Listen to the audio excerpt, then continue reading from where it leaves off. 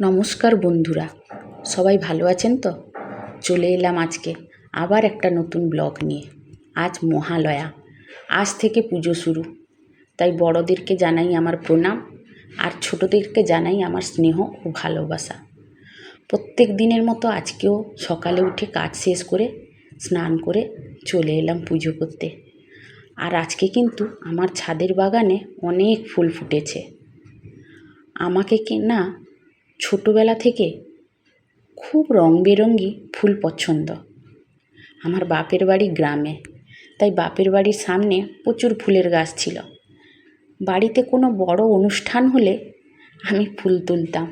আর আমি শুধু নিজের বাড়ির ফুল তুলতাম না, আশেপাশে সবার বাড়ি থেকে ফুল তুলে নিয়ে আসতাম।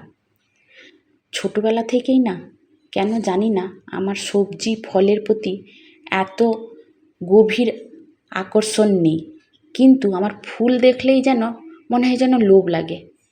ফুলের প্রতি কেন এরকম আকর্ষণ আমি জানি না। ঘুম থেকে উঠেই আমি প্রত্যেক দিন আগে ফুল দেখব, অন্য কিছু দেখি না দেখি, ফুলটা আমাকে দেখতেই হবে। আর ফুল দেখলেই কেন জানি না আমার খুব আনন্দ লাগে। এত রং বেরঙি ফুল দেখলেই মনটা আনন্দে ভরে যায়।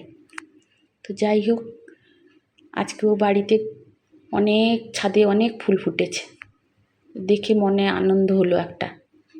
আর লাগিয়েও এত কষ্ট করেও একটা আনন্দ পাই যে না, ঠাকুরকেও আমি এত ফুল দিতে পারছি। কেন জানি না, নিজে যখন ফুল তুলে ঠাকুরকে দিই না, মনে একটা খুশি হয়। যাই হোক, পুজো করে আজকে তর্পণও হয়েছিল। আমার বর দেয়নি, ভাসুর করে প্রত্যেক বছর। তাই আজকে পুজোটা একটু ভালো করে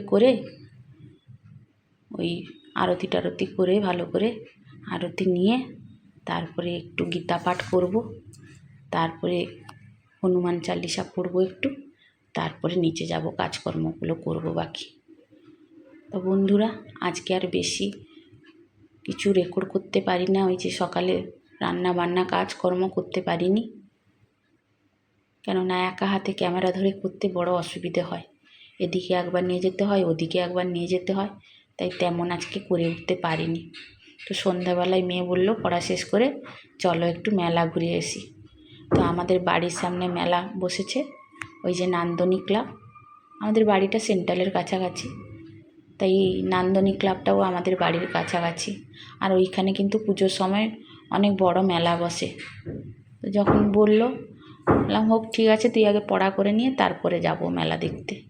তো পড়া করা শেষ হয়ে যেতে মেয়ের, তারপরে এই মেলা দেখতে একটু বেরিয়েছি।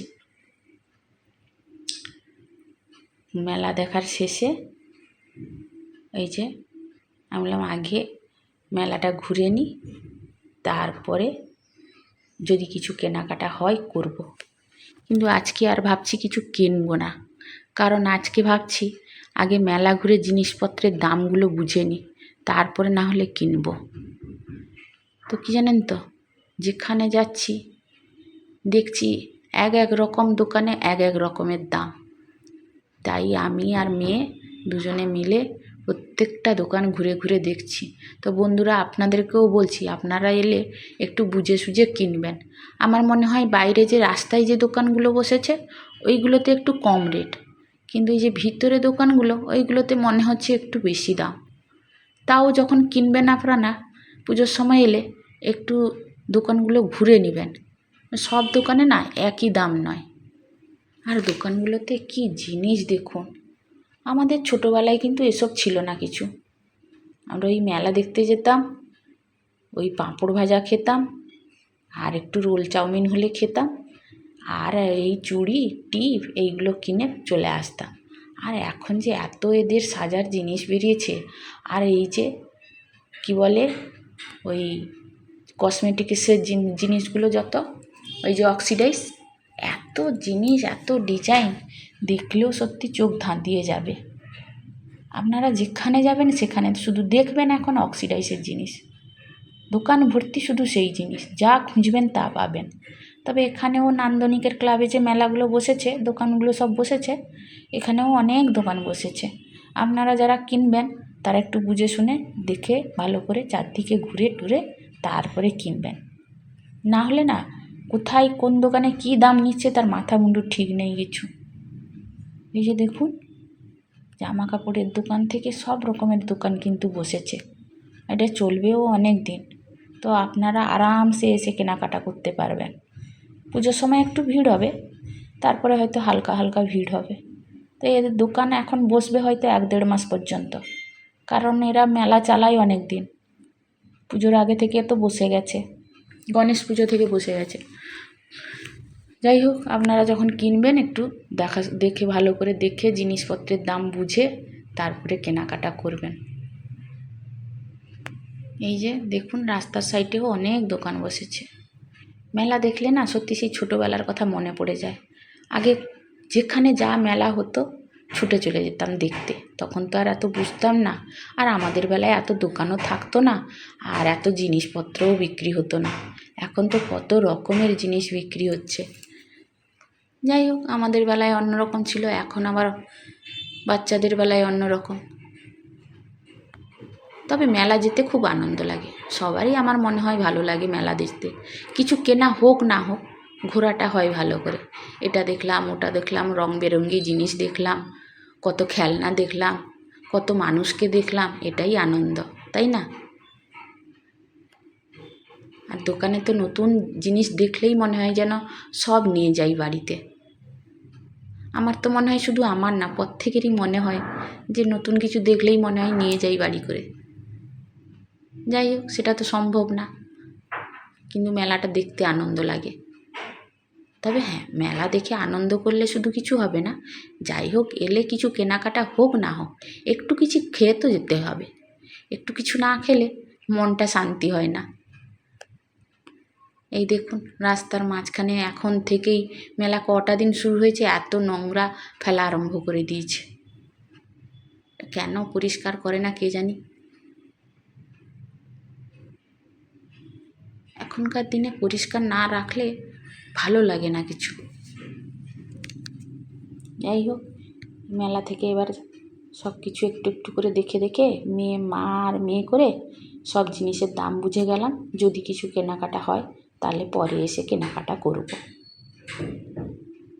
এই যে দোকানগুলো ভেতরের দোকান, আপনারা যাই কিনুন না কেন একটু বুঝে শুনে কিনবেন, কারণ মেলাতে না অনেক জিনিসের দাম বেশিও নেয়, আবার অনেক জিনিসের দাম কমও নেয়। এই সব জিনিসটা কেনার আগে বুঝে নেবেন ভালো করে, তারপরে কিনবেন। এই যে নান্দনিকের যে মেলাটা বসেছে ওইটা হচ্ছে তার গেট। আর ওই সাইডে আপনাদের আজকে আর প্যান্ডেল দেখালাম না ঠাকুরের, আপনারা নিশ্চয়ই দেখে নিয়েছেন। যে মেলা শেষ হওয়ার পরে মা মেয়ে একটু পাপড়ি চাট খেলাম, পাপড়ি চাট খেয়ে এবার বাড়ি ফিরব। এটা হচ্ছে মেয়ের স্কুল। এই যে বাড়ি ফেরার পথে দেখলাম ওদের স্কুলে ছোটদের আজকে প্রোগ্রাম হচ্ছে, তো আর রাত হয়ে গেছে, দেখতে যাব না। এই যে বাড়িতে এসে ওই স্ট্যান্ড অর্ডার দিয়েছিলাম, মোবাইল রাখার স্ট্যান্ড, দেখার স্ট্যান্ড, ওইটা এসছে, মেয়ে বসে খুলছে তাকে। এটা খুলে তাকে ও ফিটিংস করবে। যা প্যাকিং হয়ে এসছে, খুলতে আধ ঘন্টা লেগে গেল। ভালোই প্যাকিং করেছে। এইটা এনেছি না, ফ্লিপকার্ট থেকে এনেছি। আমি বললাম এখন এত ভালো এনে লাভ নেই, তার সেই জন্য একটু কম দামের এনেছি। তবে খারাপ না, দেখলাম স্ট্যান্ডটা লাগিয়ে ভালোই বেশ কাজ হচ্ছে, কারণ হাতে ধরে করতে বড়ই অসুবিধে হয়। মেয়ে খুলতে পারছে না, 3-4টে করে প্যাক করেছে। ওদের প্যাকিংটা খুব ভালো হয়।